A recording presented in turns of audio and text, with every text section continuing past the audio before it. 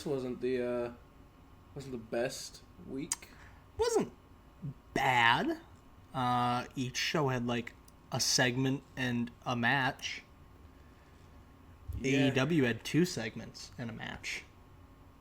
Did it? Mm-hmm. Well, let's get into that. Well, boy, shall we ever. We're going to kick things off with the worst of the 2 shows, if you ask me. NXT, which had a segment and a match. Well, as usual, my name is Marcus White. My name is Nick Cavalli. And we invite you to join the Wrevolution. Something along those lines. What? I don't know, man. I'm just not feeling the fire from this episode of NXT or really AEW. I mean, for how much I love both of these, and they are my favorite wrestling of the week, don't get me wrong, I'm probably going to want to rewatch these episodes instead of watch SmackDown on Friday. But I just didn't feel it. You know, it didn't feel like either of these companies particularly put a plethora of effort into the episodes they put out tonight. Yeah, if I'm being honest, I think I would have rather... I think Raw was better than both these shows. Yeah. I mean, at least... I mean, if we talk about just the first 2 hours, even that last segment of Raw was... I mean... Only because I am more invested in AEW would I say that I preferred Dynamite, but they were pretty even for me, and that's coming from a guy who prefers indie wrestlers. Well, let's talk about NXT. Do we have to? Can we just, I don't know, like peruse? Because, like, seriously, it feels like more than half of this show, they just didn't care and just threw stuff at us. No, we're going to break this down like we do every time. So, oh, fun. So let's talk about at the beginning of the gate. Beth Phoenix on commentary selling the Edge attack from Monday night. You know, what I didn't see her selling was the attack at the hands of Bianca Belair from the Royal Rumble. Although, I suppose the line at the beginning where she talks about, well, I know firsthand what she can do now, that might be enough. I mean, she's also on commentary, so it's not really much to sell there. But we then see out the gate Finn Balor versus Trent Seven. Apparently, Finn Balor attacked Trent. I think it was either after Rumble or it was the pre-show tonight. One of those two. But that was payback for what Tyler Bate did after Worlds Collide.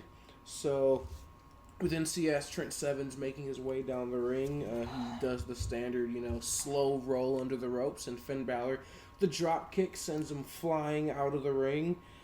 And this match begins. A decent match, but obviously Finn Balor picks up the victory there. Trent Seven did get some pretty nice hits and chops in, as you could see from Finn Balor's chest after the match. But yeah, this was an alright match. Not very long, but it was okay. You know what? I've been playing Optimus for far too long.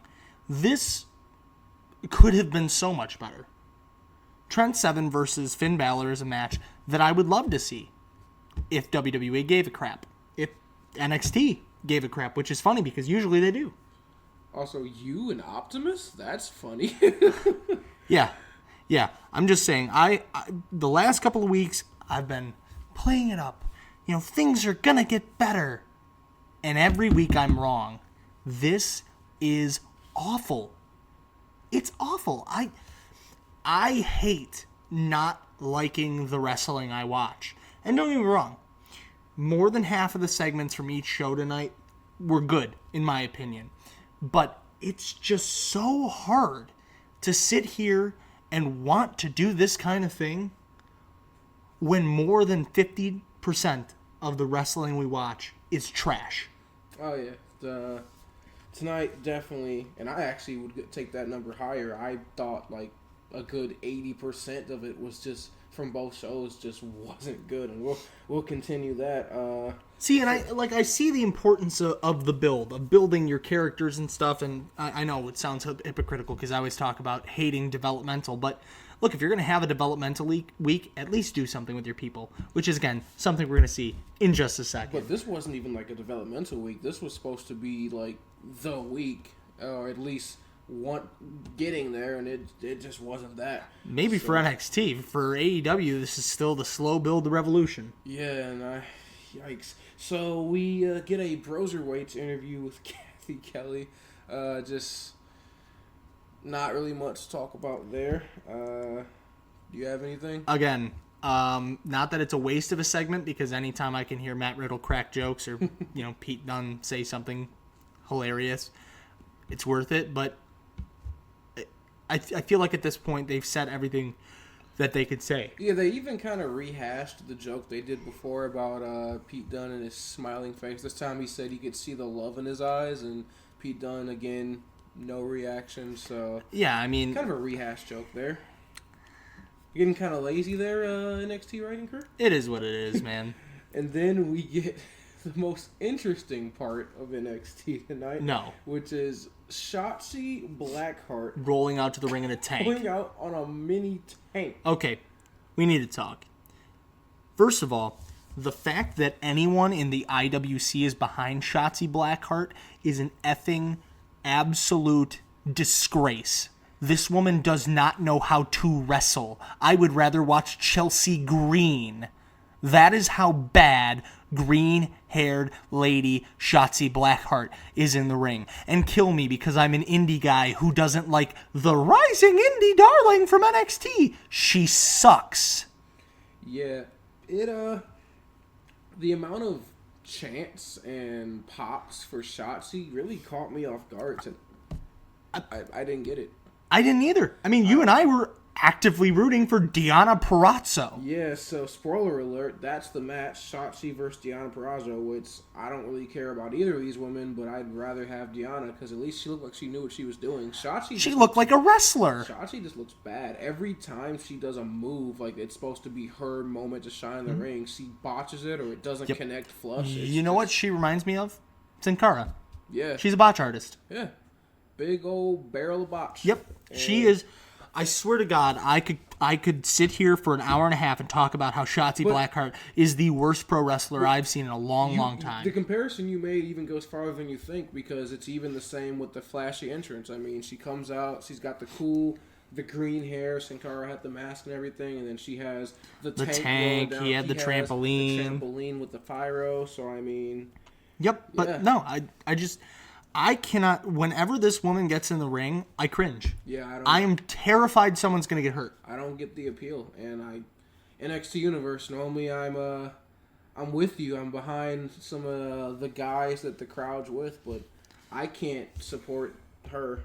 I don't get it. Look, I mean, Why again, are you over? Crucify me if you must, because I'm just gonna be nothing but honest. Yeah. Especially on a night like tonight where, again, more than half the stuff we saw was just garbage time wrestling from both shows, which is so much worse than we need. You guys are the bar. You're the bar.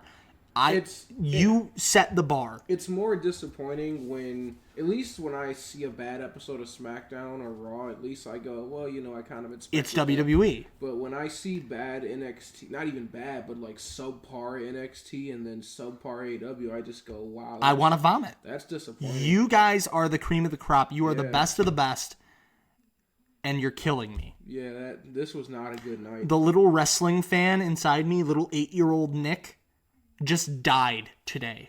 That is why you're seeing me go on rants rather than sit here all cheerfully talking about how happy I am that I got to watch the Wednesday Night Wars. I was gonna switch into I just got some new merch, so I'm switching to an NXT shirt, maybe an Undisputed Era, but I'm not wearing that tonight. Like, not after what you put on tonight. Certainly when my AEW gear comes on, if you keep putting out that, I won't throw that on either, because wow, that was bad. So luckily, we do get one of the bright spots of the night. Keith Lee comes out. And he is still on fire. Yes. He calls himself a moment maker and a prophecy ender. And then he also talks about how this is just one of the titles he's going to claim, which I'd love to see just Keith Lee just rampage all of the Undisputed Era belts. That'd be great. And what's next for Keith Lee? Well, Damian Priest. Why? We haven't seen him on, at least I haven't seen him on TV in a minute. Again, we did miss a couple months, so I don't know if they continued on with him, but we at least since we've been back, we haven't seen Damian Priest. I'm not a huge fan of him, but he is great in the ring. His character. I'm not a huge fan of Damian Priest either. Yeah, his voice is very deep, but yeah, his mic skills are. His in-ring work is very good. His character is very boring. I mean, if I saw more of it, maybe, because I like the concept, but yeah. It's basically like toned down Aleister Black, essentially, with like a party aspect, I guess. But yeah, he comes out and he says that, he usually gets what he wants. And that includes the ladies. And what he wants tonight is the North American Championship. And cue none other than Dominic Dijakovic. Yeah, I was making fun all night of his last name, and not because it's funny, but because I knew at some point Morrow was going to get really excited and attempt to say it in his excitement, and it was going to not sound right. Yeah. And Dijakovic! Yeah, so... Yeah, you just know when there's something with Keith Lee. If it's not the Undisputed Era, it's Didi. Dominic Dijakovic. And yeah, he comes out, says that if anyone deserved that belt, it was Keith Lee. But if anyone deserves the first opportunity at that title, it's not bootleg Marilyn Manson. He says, it's gonna be May. And him and Damian Priest start to get into it a little bit. And ref just slides into the ring. Yeah, Keith Lee's like, y'all got something going on, so I'm just gonna leave. And then as soon as they start going at it, yeah, ref just slides into the ring. Rings the bell, and it's a match now. Is kayfabe dead?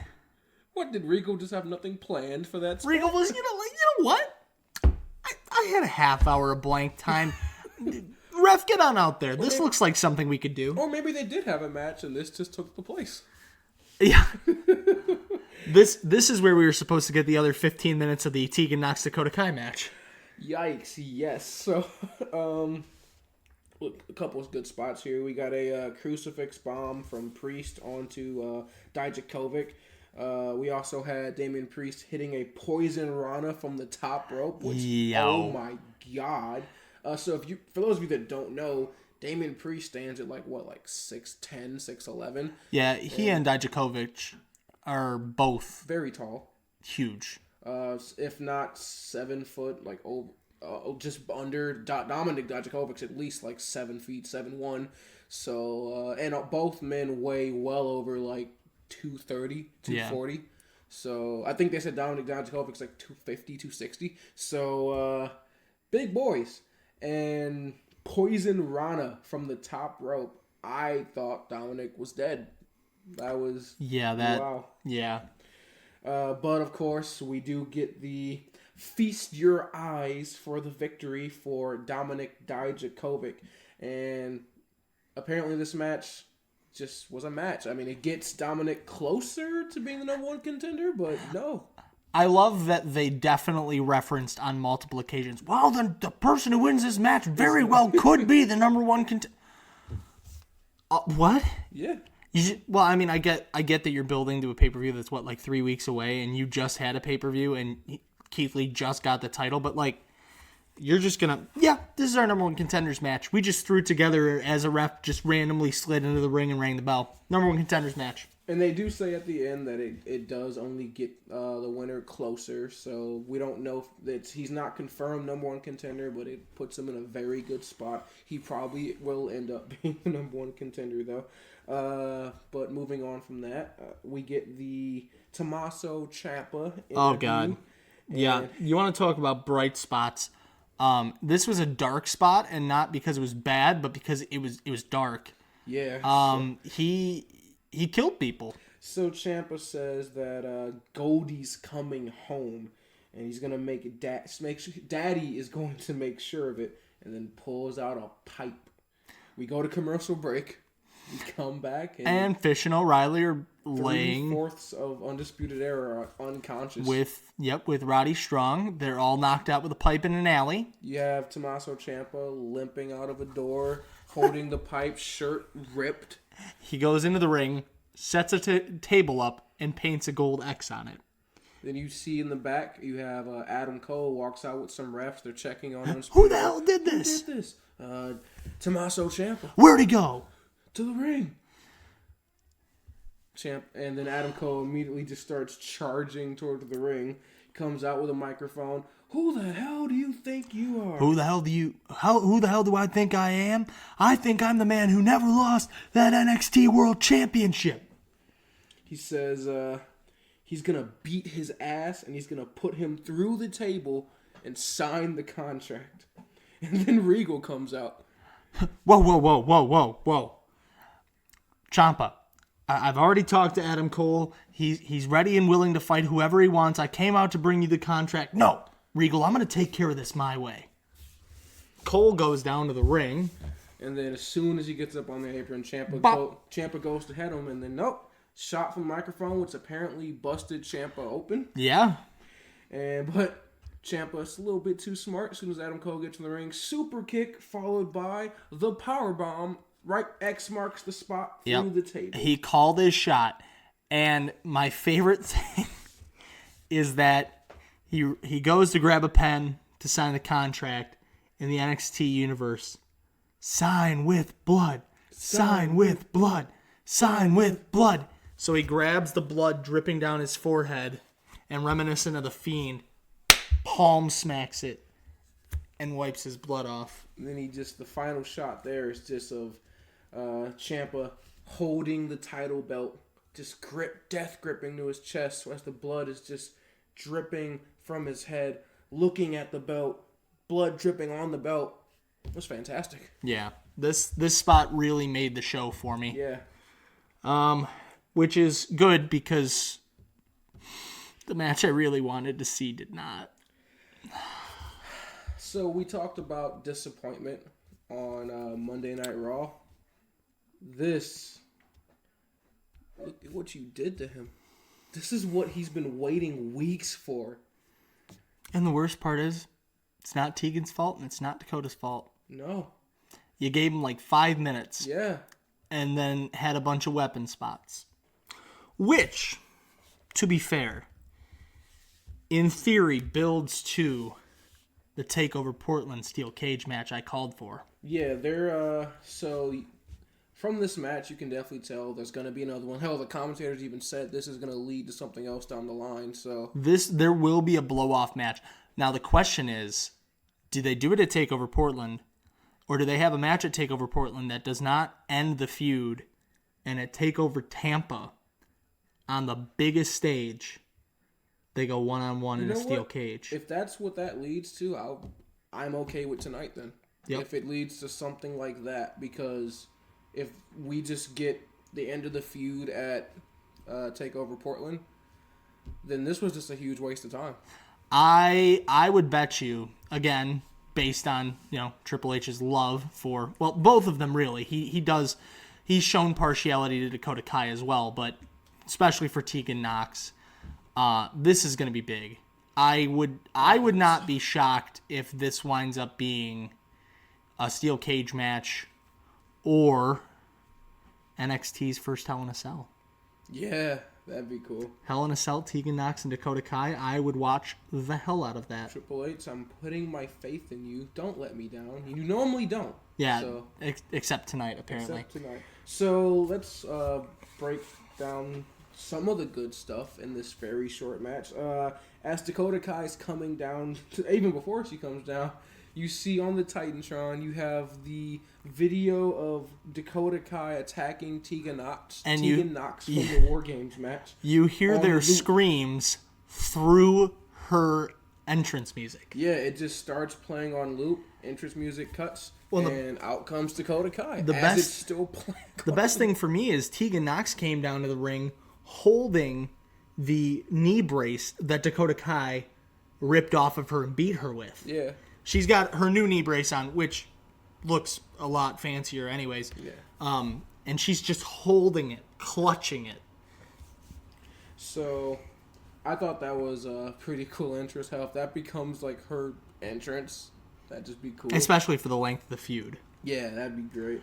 But so this match starts pretty hot. Both women are just attacking each other out the gate. But then you get a lot of like false weapon spots.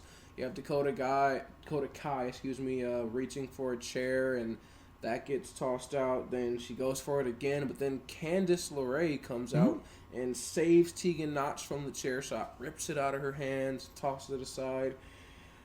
The ref goes to throw out Candice LeRae, and Tegan Nox grabs the brace, winds up, hesitates for a moment, Smacks and blasts Dakota Kai in the face with it. Rap out of her with that. Then hits the shiniest wizard for the 1, 2, 3. That a girl, Tegan. So this is the interesting thing. Because of all the false weapon spots, that's what led me to believe that maybe Steel Cage was not where they're going, that they're going to probably go somewhere where you could use more weapons. So I'm thinking Hell in a Cell is an option. Probably not going to happen, but that's definitely an option. It'll probably be some type of Extreme Rules match. Last woman standing. Yeah, maybe. I could see them doing that, but I beg of you, Triple H, put this in a cell. Please. Pretty please. Yeah. This is the kind of match that I'm talking about when we did our Hell in a Cell review many moons ago, and I said, if Hell in a Cell is reserved for very special feuds, this is what I'm talking about. What you do need to do is if you're going to put it in Hell in a Cell, then you need to revamp my interest back in the feud, because as of right now, I don't care as much. Yep. It's not dead. It's alive, but it's close to flatlining right now. Yeah. So then we go to commercial break. We come back, but right before you get 3 numbers on the screen. 2, 5, 20. So something's gonna happen on that date for NXT, which is next week. Yeah. So we will see. Then we get Chelsea. I'm not talking about Green. You have at this, buddy. Versus Kaden Carter, which I like Kaden from what I've seen of her. I despise Chelsea Green.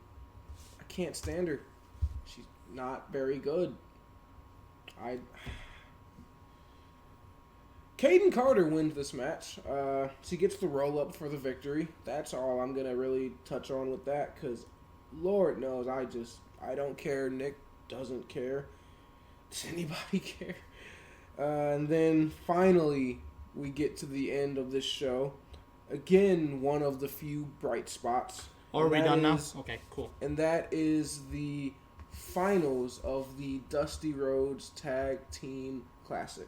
So while you were wasting all the viewers' time by even mentioning Chelsea Green's name, I looked up what experts are thinking the 2-5-20 promo is. A lot of people think that it is the return of the Velveteen Dream, which would be cool. I'd be cool with that. Please come back. Yeah, I'm down. Anyways, so now that we're past the worst match I saw tonight. One of. Yeah.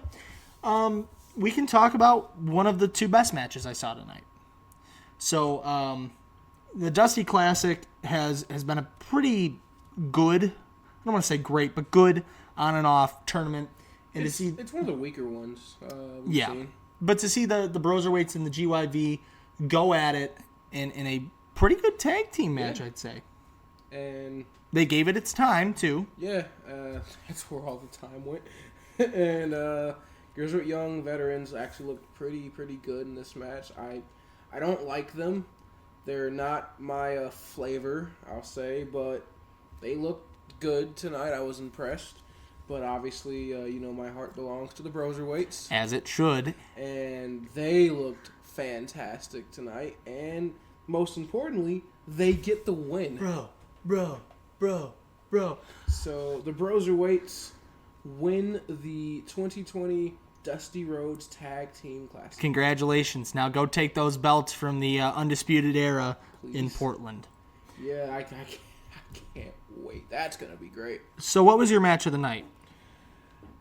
It has to be the last match.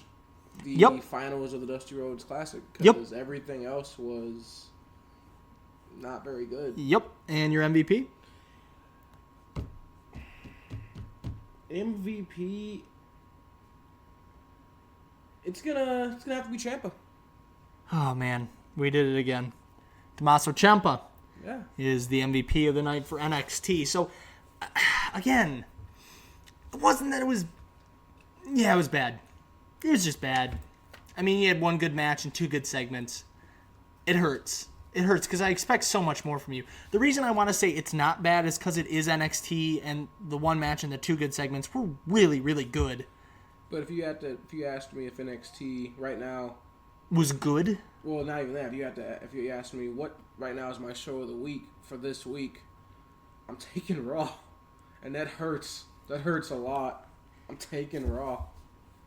Cause, yikes, and it just if you're expecting me to pick up my tone here and things to get better once we start talking about AEW, no, it does not get better come AEW.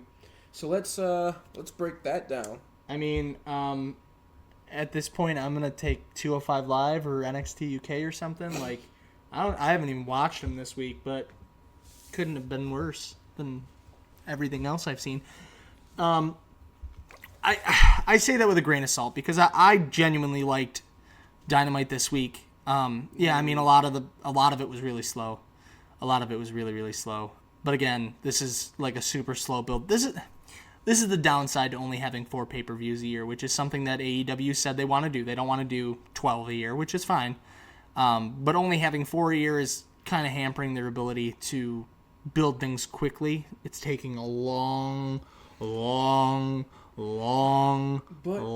time to get to things. Yeah, I don't see that as an excuse. You don't have to have things be this slow or this bad, mind you, with only 4 pay-per-views. I mean, back in the heyday of Impact, I know it's hard to believe Impact was good at one time, but yeah, back when Impact was good, when you had the likes of AJ Styles, Kurt Angle, and Samoa Joe on their show, they only had 4 or 5 pay-per-views a year, and it was never me tuning in on a Thursday night and going, what the hell am I watching this week?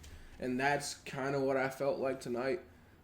It just, let's get into this. So we kick things off with John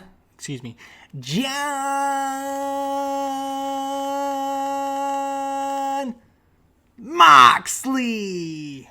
Yikes. He's got the eye patch that I suggested a couple weeks ago. He looks great. Wait a minute. Are they watching? Cody? Tony?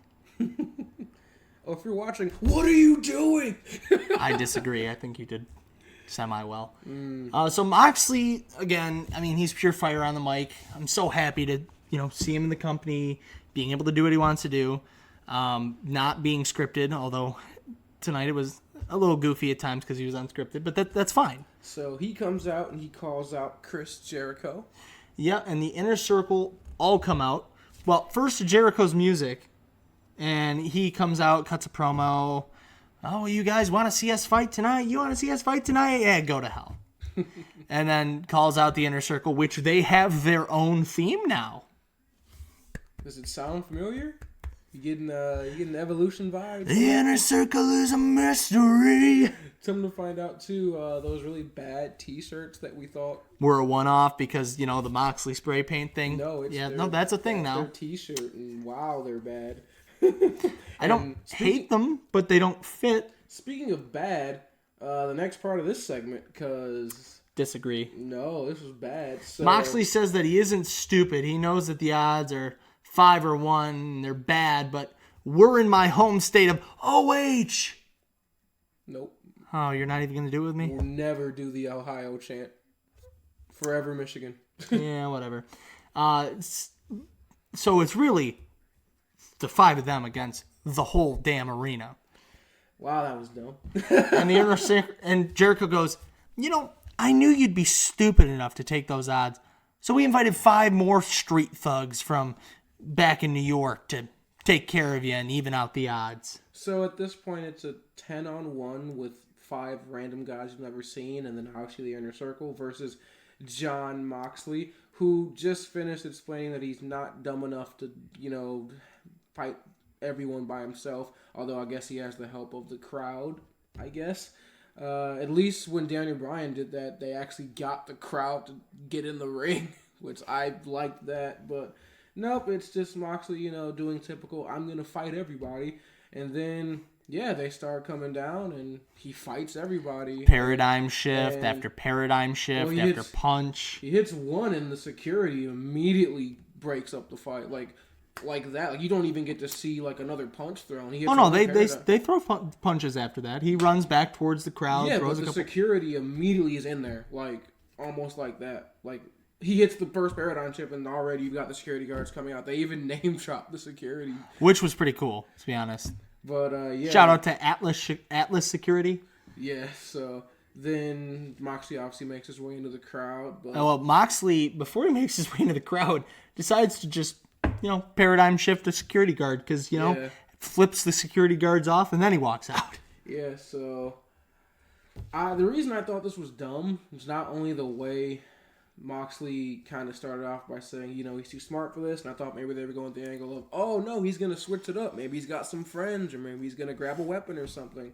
But that was dumb, and then the way he kind of like, oh, it's going to happen, and then, no, you got to wait, because now we're going to bring out 5 more guys, and then, no, now the fight's going to happen, but no, then Santana has to, like, walk down and get in Moxley's face, and it took forever for us to get to the fight, and then when it happened, it was over like that. And you could have, like, skipped pretty much everything after Moxley called out Jericho and Jericho responded. You could have cut everything that just had Inner Circle, Moxley fight. We would have got the same results. You didn't need any of that extra stuff. You didn't need the 5 random street thugs because they added literally nothing to this segment. Like, nothing at all. And this was just dumb. It was just dumb. This was not a good way to kick off the show. I just don't see a problem with it. It was just dumb. Wasn't good. Sorry, I'm not a stan for either one. I'm going to call it how I see it, and I don't like either one of these shows this week. You're going to see a very angry Marcus because I did not like either show this week at all. I get that it was not the greatest thing in the world, but I just don't see where you get off saying it's dumb. Because I just explained how it was dumb. It didn't make sense, both for the reasons I just explained. You could have skipped all of that and gotten the same result. Okay, but because you think you could have skipped it, it's dumb? Yes, because what did those 5 extra people add? What did they do? What did they add to the segment? It gives the idea that Jon Moxley is not afraid to back down from a fight, regardless of what the odds are. But you could have got that on a 5v1. But what he's saying is it doesn't matter what the odds are. I've already gone against 5v1 in the past. Go ahead and throw 10v1. I'll still go at you. He said that before the 5 people came out. So he didn't say anything after that. But he has already in the past gone after a 5v1. So then the odds already don't matter. So then why do you need the extra 5? Because he's saying that he will go against any odds. But because he didn't say that. He said that before those extra 5 people came out. He's not saying that. You're putting that out there. That's what the point of the segment is. No, the point was that Jericho was like, oh, we want to spice it up, I guess, because we've already seen 5 people kick the crap out of Moxley, so why not have 10? Right, yeah, that's definitely what it is. That's literally what he said. He said, we want to have a little bit of fun, so we're going to have 5 street thugs. We want to have 5 extra people, because it's not fun to just beat up on you with just the Inner Circle. That was literally what he said. Right, because what Jericho said definitely makes the segment from a non-kayfabe position. But it doesn't make sense from the non-kayfabe position if you're going to say that you're that's building Moxley. It didn't do anything in Moxley. Your eyes. Well, in my eye, that's kind of my point. And from my eyes, it didn't make sense. I thought it was dumb. That's the whole point of what I'm saying right now. It was dumb. I thought it was stupid. Okay, whatever. And it doesn't get better. There's like one good thing that we're going to get into. But it just... Well, yikers, AEW and NXT this week. What are y'all doing? It just doesn't get better. Okay. MJF pays Butcher and the Blade to fight the Young Bucks. Which I like that. That was cool, kind of showing the, I guess, hitman mentality of Butcher and the Blade and Bunny, and MJF being the smart, intelligent, better than you guy that he is going to think outside of the box and hire some goons to come and do his dirty work. So he comes out and he's on commentary, and It's Butcher and the Blade versus the Young Bucks. Should have been a much better match than it was. It was alright. It was alright. I liked MJF on commentary. I loved MJF on commentary. Please do commentary more. You're like Jericho on commentary. I love it. But this match was alright. It was alright. I mean, I didn't find problem with the match. It wasn't bad. No, it wasn't bad, but it was alright. The Bucks were really hot out of the gate. Lost control on the big clothesline from the Butcher. The strength advantage. He's a big boy, if you didn't know. Yeah, He's Butcher and Blade controlled the match pretty much up to the end. Get hit with the Meltzer driver. The Bunny was screaming throughout the match. Excuse you. The Meltzer driver! Yeah. And the Bunny was kind of screaming throughout the match, which kind of put me off a little bit. And then I realized, oh no, that's the Bunny screeching like a banshee the entire match. Yeah, I didn't have a problem with it. Butcher and Blade did what they were supposed to do at the end. Yeah, they actually, after the match is over, they attack the Young Bucks, but then out comes Kenny Omega. And Hangman. Eventually, Hangman Adam Page comes out, beer in hand. To hold my beer, buckshot lariat. Yeah, he literally hands, who was that, Matt Jackson? I believe hands so, him yeah. the beer, and then, buckshot lariat. Oh my god. Then he grabs the beer back and finishes it off. Hangman Page might be the best thing going for AEW right now. No, because the best thing coming is Britt Baker. Still to come. Yeah. Yes, so next, I will say the bright spot of this week. It's ironic because the one thing I've been complaining about week in and week out was actually good this week. The women's division. But then the show as a whole was not good. But yeah, the women's, how do y'all make that work? Nyla Rose and Big Swole. Swole. Thank God the two of you are back in a ring on Dynamite. Yeah, seriously. You guys are shining stars of the Caribbean. No, I'm just kidding. You guys are shining stars in this division. And, this match did everything it needed to do. I mean, it wasn't great. Wasn't terrible.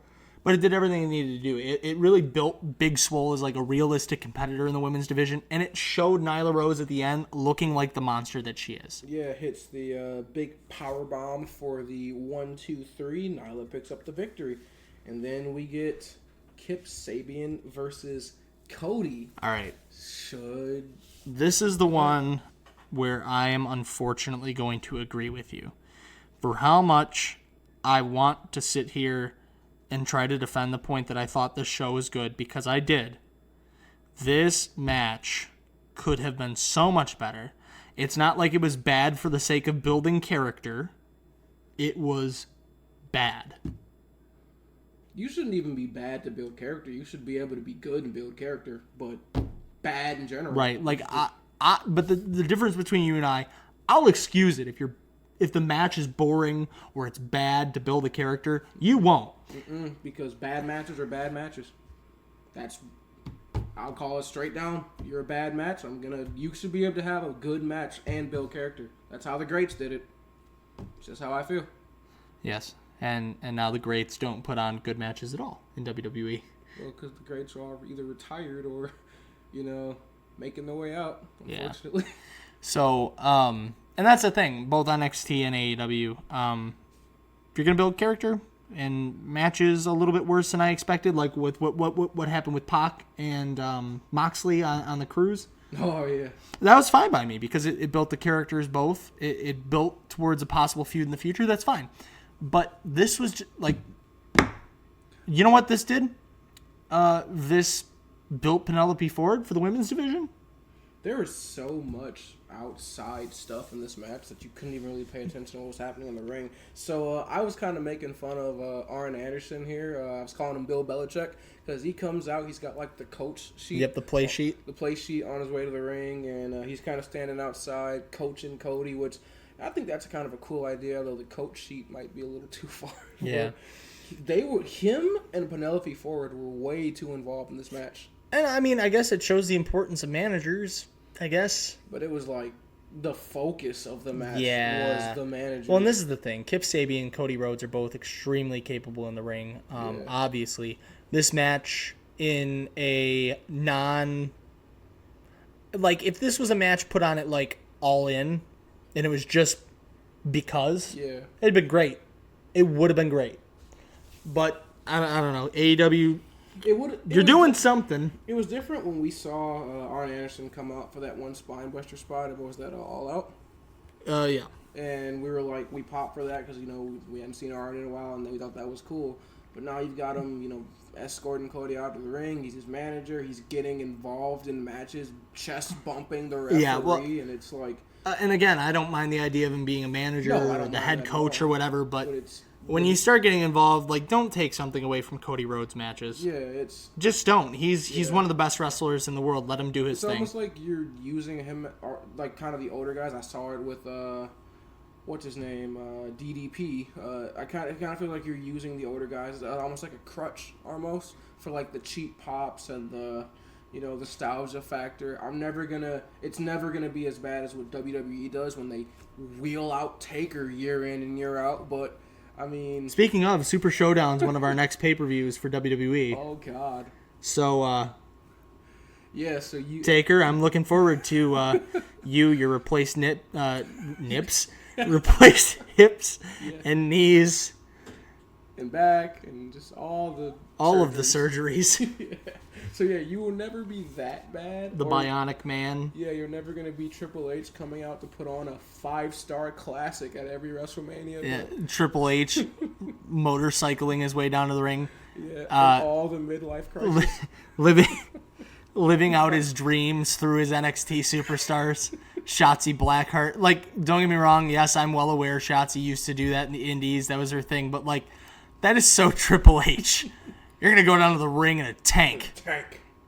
I'm going to what? So, one of the good spots from leading back to this match was you saw you saw Kip Sabian and Penelope Ford go for a kiss. And Joey Janela pops his head up out of the crowd, and they double kiss him on the cheek, and then they realize... Oh, and then he backs up, flipping both of them the bird as he walks away into the crowd. That was hilarious. The spot where Penelope Ford throws her boot into the ring, Arn Anderson gets in the ring, grabs the boot, and just chucks it into the crowd. And the thing you get, a little bit of that awkward is him and the ref kind of go at it, chest bumps the referee, and then inevitably the ref throws his ass out. Yeah. And then we get to the uncomfortable part. What happened? Cody snap here? Cody?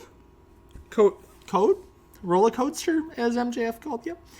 I know you're going through a lot. And, you're working on your company and you're feuding with one of your best friends. And you can never challenge for the title again. You're going to have 10 lashes and then a steel cage match with Wardlow. And you're being bullied very clearly. Are you okay? Yeah. He delivered a Crossroads, which of course that's pretty much protected. Yes. Pretty much.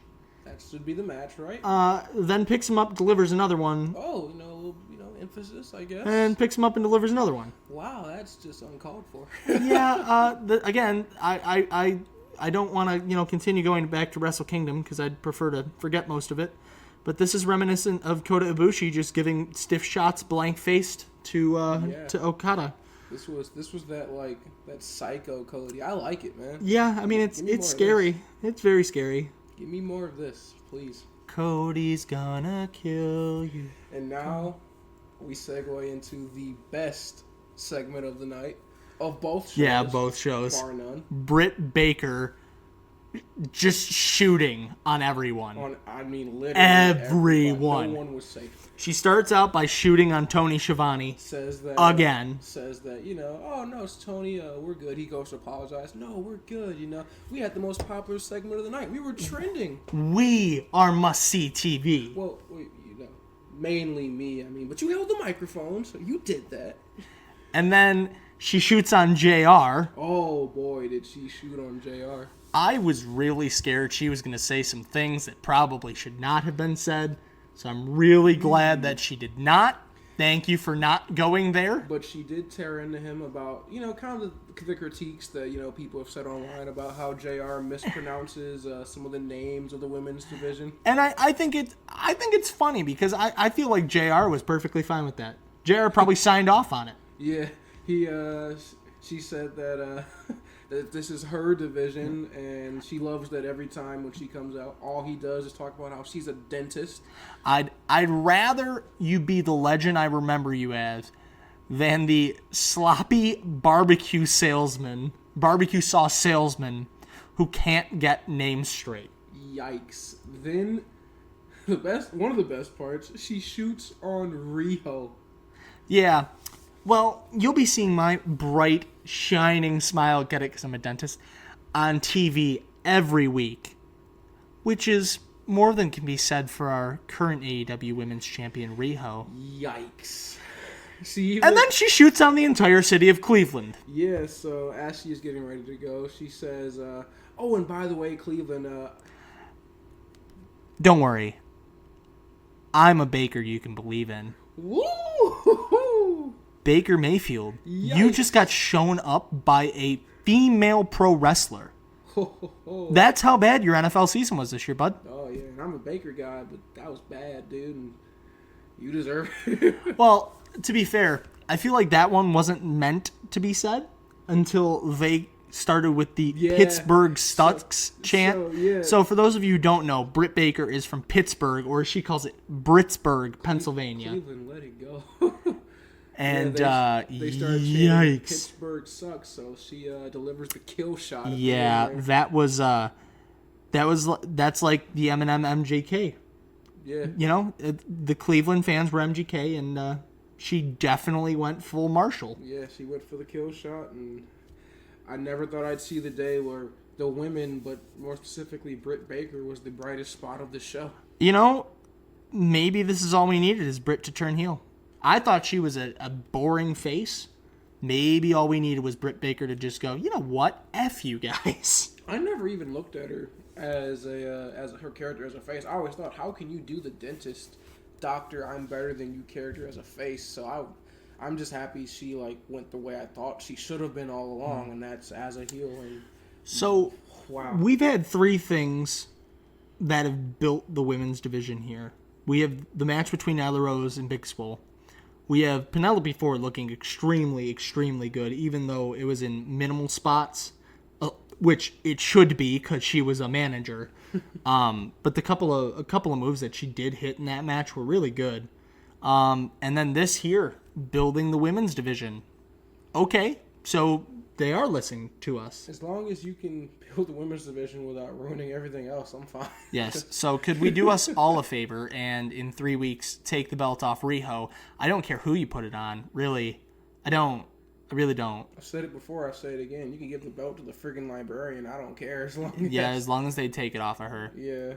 Now, I'm not entirely certain. I don't know. I haven't seen Leva Bates on TV in a long, long time. Is she even with the company anymore? I'm not sure. We'd have to... That'll be something for the Googles for later. Yeah. So then we get on to SCU. Well, we do find out from an interview. Oh, yes, the backstage interview. I apologize. Yes, the Elite has an interview with Lexi, who's the newer backstage interview lady. And she says that, or Kenny Omega says that he booked a match for the Elite next week. All of the Elite. Because as an EVP, he can do that. Yeah. It's not just random. Don't give me that. Man, these superstars are out here booking matches. Yeah, no, he is an EVP. He said he actually just finished signing the contract on it. And it's going to be the Elite versus Butcher, the Blade, and another team of their choosing, who we do find out later ends up being... the Lucha Bros. The Lucha Brothers. So can't wait for next week, please. But you know what? This gives me an idea. Instead of the Trios belt that we debated all night, Quads belt. Oh, God. Quads, let's go for it. Doesn't make any better. Swing for the home run, man. Yeah, but we then also get the standard Adam Page kind of deal. He comes in and he's rocking the belt and he says, "Oh, well, the nameplates just came in." We got our nameplates. Did you know that they have nameplates for everybody? Yeah. I got yours for you guys. You might need them someday. Best tag team in the world. First of all, best tag team in the world. Thank you for taking shots at the BS that Monday Night Raw pulled, calling the OC the best tag team in the world, and then burying them to Drew McIntyre. Yeah. The Young Bucks are 10 times the tag team the OC is, well, at least in WWE. Second of all, yikes, Hangman. Look, I don't know what the Young Bucks did to you. Bro, you gotta let it go. He's roasted. You gotta let it go. Week in and week out, they're just getting roasted like a campfire. It's bad, dude. The funny thing is, I don't know how you turn it into a gimmick, but he's the alcoholic gimmick. And it's working. He's losing his friends and family. Mm-hmm. He's angry. He's down. I don't know if I like it, because it's a little bit on the border of uncomfortable if it goes as far as it could. But that's what makes it great. I love that. And that's what makes AEW AEW. Oh, that's just what makes it great, is when you do stuff like that, and it's that I don't know if I like that, but I want more of it. And right, that's the good stuff. Like AEW opened this gate back up to pro wrestling of things that are on the edge of uncomfortable when, with the giant blade job at Double or Nothing. That's what started the. Before that was a mess up though. Allegedly. I thought it was admittedly. Well, I mean, he could just be doing that so TNT didn't get mad, because you remember TNT originally. So TNT had this deal worked out from the very beginning with AEW, but they were possibly talking about backing out of the deal after seeing Double or Nothing because of the blade job. So it could have just been Dustin going, "Yeah, I didn't mean to do that." Yeah, I don't know. I feel like precautionary measures. I do feel like with how far wrestling's come nowadays, I don't think he would intentionally go that far. I mean, maybe some of the old heads do, and he is an older head, so. Maybe, but again, it opened us up to things like that, and the upcoming one, watching a man receive lashes on live national television. Yeah, I do, but I've always been a fan of the uncomfortable angles. I mean, we've got the Fiend angle right now in WWE. I always liked when I was a kid the Kane angles, the multiple uncomfortable ones. It's the things that push the edge of reality. Yes, and the things that make you feel like. Even though this is wrestling and wrestling is scripted, like, wow, this is real. Yeah. Like, when Cody's taking 10 lashes on television, he's going to be getting whipped in the back. Yes. When Dustin Rhodes was bleeding out, he was bleeding out. Yeah. This man was on the edge of losing consciousness. Yes. It's things like that. So, to see something along those lines, I'd be okay with that. I'd be okay with Hangman going full alcoholic. We'll see. But then we get another... Look, there was so much hope. So much hope. I saw SCU come out in their Kobe jerseys, which was awesome. They all come out and do the Kobe. And then... we find out who they're fighting. Angelico and Jack... The Hybrid 2? Y'all still work there? You couldn't have picked anybody else. There was no one else available for this week. Angelico and Jack Evans were not awful as a face duo. They turned heel and I lost interest. And look, they belong in AEW Dark. That's where they belong. Until they can develop their talents significantly, that's where they belong. They can do the flippy stuff. That's about it. And not particularly well. Okay, you're going to go off, aren't you? No, I gotta... Because I'll never be the guy to get up and walk out or just blank on a segment. But this is about as much as I'm going to give this match. If you'd like to break it down, but... No, I'm certainly not going to break it down. So, STU later for the win. We do get another Dark Order promo.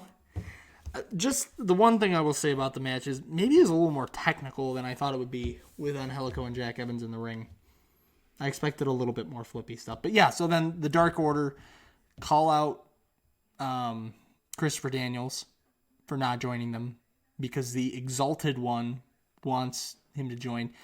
Why do I feel like the Exalted One's going to turn out to be Vince McMahon? It was me, Austin. It was me all along. I think that would explain why they're so bad. Yeah.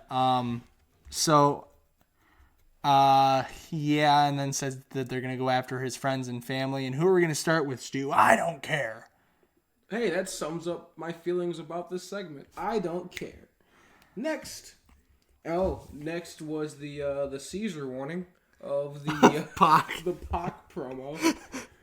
Pac, what was that, bro? Not that I have a problem with it, because it was actually pretty cool.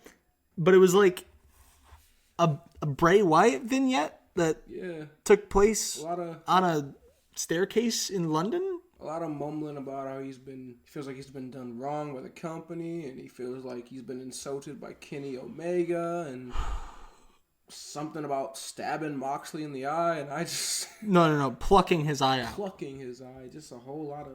Yeah, I mean, again, it wasn't bad. I think if this is something that you continue to do, I won't complain, as long as it's more violent. Like, because it just felt like if you're going to do this big ol' vignette about how much you hate people and you are who you are, I would have just been violent and descriptive with it. Less Kenny Omega is insulting me, and more I'm going to pluck your eyeballs out. Can I get into the borrow words from Kevin Owens? You talk too much. Less talking, more fighting, please, Pac. I need to see you do more of your work in the ring. And since the last time I saw you in the ring, I personally didn't like it. I need to see more. Please give me more, because I know I love you. Or I've loved you on the indie scene. I loved you in WWE. I need to see more fighty, please. So, whatever. And then we go on to probably the best match on the show. I don't even know that it's arguable. We go to the best match on the show. Yeah. The 6-man tag team match between Santana and Ortiz and Le Champion Chris Jericho against the Private Party and Darby Allin. This was, best match of the show. Darby Allin looked fantastic, as always. Private Party, always a big ball of energy. I love the Inner Circle. I love Santana and Ortiz. A little unfortunate we didn't get much from Sammy Guevara this week. A little sad about that. You missed his note cards. One tier. Yeah, I missed that. Chris Jericho. I actually made fun of it a little bit. I love the he starts off the match against Darby Allin. I feel like he got a good minute, and then he goes, "Nah, I want nothing of that," and then immediately tags his way out of that one. I was like, "Oh, that's the 5 minutes of Jericho for the night." Yeah. So, I mean, he's got to save up his energy for 3 weeks. 2 weeks, whatever it is, 4 weeks from now. Maybe I'm just crazy, but he did look like he was in better shape tonight. Yeah, he and Christopher Daniels both look like they're in improving shape on a week-to-week basis. I could be just crazy. I don't know, but... But it looks like both of them have been working really hard on getting their bodies back into really good physical shape, which is good to hear because, I like Jericho. I like him a lot, and I really do not want to see him have to go into retirement earlier than what he wants. So, I want it to be on his terms. For a Private Party, I'm going to focus mainly on the tag team aspect here. For a Private Party versus Santana and Ortiz part of this match. Great. Yeah, it was good. Wasn't as good as I expected from those two names particularly. I've seen Private Party do a lot of insane, crazy things in the ring. I've seen a lot from Santana and Ortiz, especially back when they were in TNA.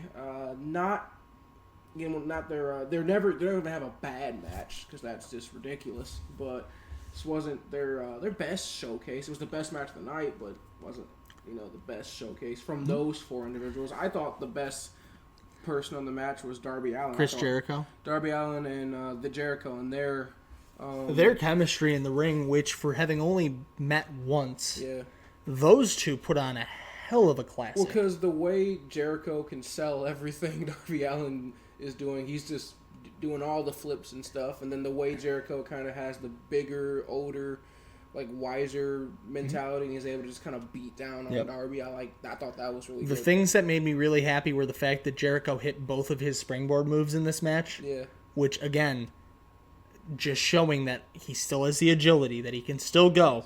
That is so important. When he stops doing the lion salt, I'm going to be worried. And then, can we talk about that Judas effect? Oh my God. Uh-huh. Are you okay? Chris Jericho. Cassidy, Look, you good, bro? I've always said I like the Judas effect. I think it looks good.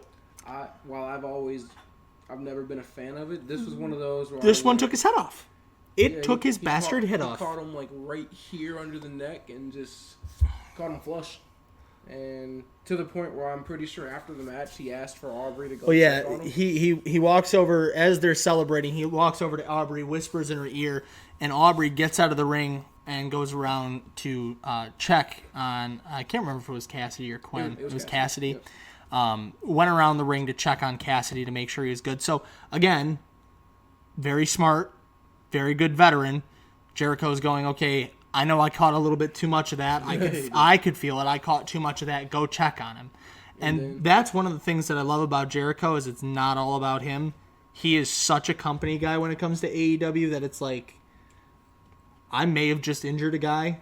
Well, go check on him. We saw that with kind of a throwback a couple years ago with Pac, or back in the day as he was called Neville, when Neville broke his ankle in a match with Jericho, and immediately Jericho called a spot on the man. He was like, let's end the match right here. He got angry at the ref when the ref didn't count the pinfall, and so smart on the fly shoves the ref to get the DQ, and that's how they end the match right there. So Jericho's always been good about protecting the boys, so I love that about him.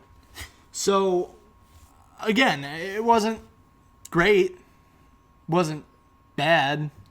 And then what was nice was that the Inner Circle starts beating down Darby Allin and Private Party after the match. They focus on Darby Allin specifically with the skateboard. Jake Hager hits him with the running low blow. Sammy Guevara hits him in the guts with the skateboard and then puts it under his neck and just chops him down to the bottom of the ring. And then Captain Jack Sparrow comes down to the ring. Jon Moxley with a baseball bat. Looking like Sting coming out there. Well, at the end of it, he was looking like Sting. So he swings on Jake Hager. Hager goes down quick. Knocks out the other three guys, Santana, Ortiz, and Guevara. And Jericho just scurries out of the ring, as I would too. No part of that one. And then at the end of the night, Jon Moxley standing on the turnbuckle, Sting bat point directly at Jericho as the Inner Circle make their way up the ramp. And that's why I got so upset about what happened earlier tonight, because that's what I thought he was going to do when he was like, oh yeah, I'm smarter than you think. I thought, you had the baseball bat the whole time? You had it the whole time? I thought like my manager was going to be like, all right, let's go, come on down to the ring, and then as soon as they get there, oh, I got a friend now. And he was like, I'm not alone. He pulls out a bat, and then now that's the equalizer. I was expecting that. Why didn't you just do that earlier? See why I get so upset? It writes itself, people. It writes itself. I don't understand. But whatever. Yeah. I mean, I would say how many times have we made mistakes in universe mode, but we don't get paid to do this. So when I make a mistake on that and we just decide to do the Men in Black mind wipe that WWE does, I don't get paid for that. Yeah. They get paid quite a bit of money to book these things. So, yeah, I'd agree. That's definitely a missed opportunity. But all things being said, I've yelled enough. I've gotten upset and angry because this legitimately made me angry, and it doesn't happen often. But it hurts. It hurts my feelings. AEW and NXT when. I look forward to this Wednesday night. Yep, this is the only night of wrestling I look forward to. Yeah, and you did me dirty. Yep. Did me dirty. So, match of the night for AEW. Well, I think it's going to be Cody Rhodes. No, it's going to be the last match, the Inner Circle versus Private Party and Darby Allin. Yeah. Shout out as a special runner-up, even though it wasn't close to Big Swole and Nyla Rose, for actually making me care about the women's division. But yeah, 6-man tag team match without a doubt was match of the night. And MVP, I think we're gonna agree on again. Go ahead. Dr. Britt Baker, DDS, DMD, whatever. Yeah. Britt, you made me believe. The women's division is alive and well in AEW, finally. Dropping that pipe bomb. I need to see more of that. It's about time that somebody takes that belt off Riho. And I kind of hope it's Britt. I was going to say, if it ends up being Britt Baker, I won't be mad at it, which Britt could ask me before. I would. Yep. Remember when we were first talking about this and we said, if it's anybody but Kylie Ray, we're going to lose our minds? Mm-hmm. Which, rest in peace to your AEW career. I know you've had a lot of stuff going on in your personal life that prevented you from going into this, which I totally understand. I've been there. We've all been there. But yeah, we were so behind that we could not stand Britt Baker. Now, you're our saving grace. Please, Britt, please. Please. Take the title to Britsburg. At least just someone take it off Rio, please. Yeah. So, I mean, we don't need to spend a ton of time on comparing and contrast tonight because both of them were really bad. I'd asked you before the show, do I have to pick a show? Yes. Because they're both awful. You do have to pick a show. Oh, goodness. They're so bad. Yeah. I guess if I'm going to pick a show, I gotta go with the one that didn't make me yell and scream at the start. Because fair. It's gonna be NXT. Because at least I didn't rage at something that they did. And again, it's not that AEW and NXT were relatively bad, because I will never say that they have a bad show. They were just so much worse than they're supposed to be, or that they have been. Now, if I have to say what I thought, again, segment of the night was the Britt Baker pipe bomb, I'll call it, because that was great. Bombs away, Britt. But I don't know, NXT made me less upset than AEW. See, and I gave AEW the nod last week, but this week... And the funny thing is, that's the reason I'm taking AEW this week. Not because I thought it was a better show, because they were about the same. You know why I'm taking it? They didn't have Shotzi Blackheart. I swear to God, I have not been so upset over an individual competitor in the longest time. Do you know the last person that made me this upset? Who? James effing Ellsworth.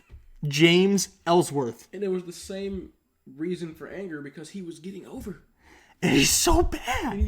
I would rather watch him deliver a no-chin music than watch Shotzi Blackheart in the effing ring ever again. I don't even care. I'd rather watch a million no-chin musics and him win the freaking title. Money in the Bank. Nope, I want him to win the title. Take it. I wish he would have taken it off of AJ. If it would stop me from ever seeing Shotzi Blackheart in a ring ever again in my entire life. I'll watch that than seeing her come down that stupid effing tank.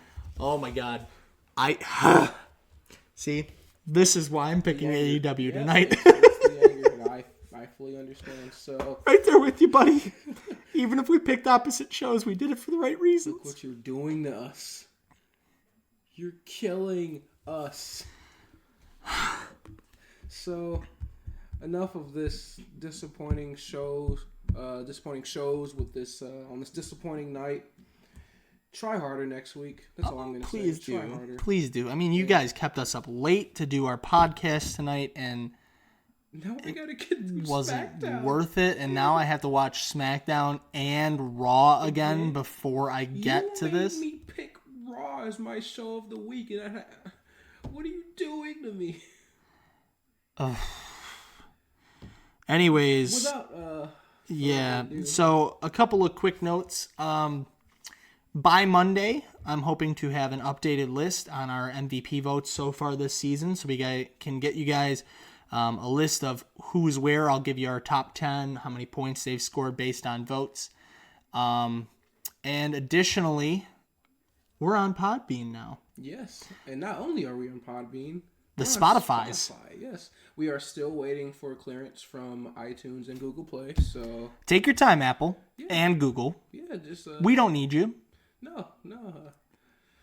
We need you. Yes. So Podbean and Spotify, as well as always and forever, the YouTubes. Of course. And We have a small base, but loyal, very loyal. I we see you guys coming in. May or may not have a little something special in store for them within the next couple of weeks. Okay. Keep your eyes peeled and keep your pocketbooks open. Well, there you go. So, without further ado, make sure, of course, to check the description for all our social media links. Don't forget to follow us at Wrevolution Pod on Twitter and also on Facebook. Yes, which is our hottest hit. Go check out the Facebook page. We post there more than anywhere else because it's the easiest place to post. And, of course, don't forget to subscribe and hit the little notification bell so you don't miss any episodes. And you know what? For once, can somebody please drop a comment? Please. And not did just... see one. I saw you, Brandon Carrier. Shout out to you. You're my boy. I love you, man. Oh my God, we had a comment? We did. What was it? It was, hey, Marcus, I see you, man. So, shout out to you, Brandon.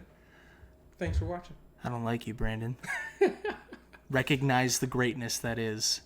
Jesus. People are so ungrateful. I'm just messing.